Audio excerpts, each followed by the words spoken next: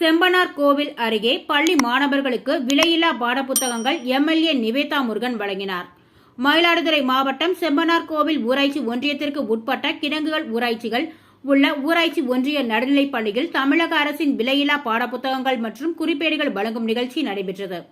இதில் மயிலாடுதுறை மாவட்ட செயலாளரும் பூம்புகார் தொகுதி சட்டப்பேரவை உறுப்பினர் நிவேதா எம் முருகன் கலந்து கொண்டு பள்ளியில் பயிலும் 1ஆம் வகுப்பு முதல் 8ஆம் வகுப்பு வரை பயிலும் மாணவ மாணவிகளுக்கு தமிழக அரசின் விலையில்லா பாடப்புத்தகங்கள், குறிப்பேடுகள் மற்றும் இனிப்புகள், மரக்கன்றுகள் வழங்கி பேசினார். இந்நிகழ்ச்சியில் தஞ்சை மண்டல தகவல் தொழில்நுட்ப அணி பொறுப்பாளர் ஸ்ரீதர், ஒன்றிய செயலாளர் அப்துல் மாலிக் மற்றும் பள்ளி ஆசிரியர்கள், மாணவர்கள், பெற்றோர்கள் உள்ளிட்ட பலர் கலந்து கொண்டனர்.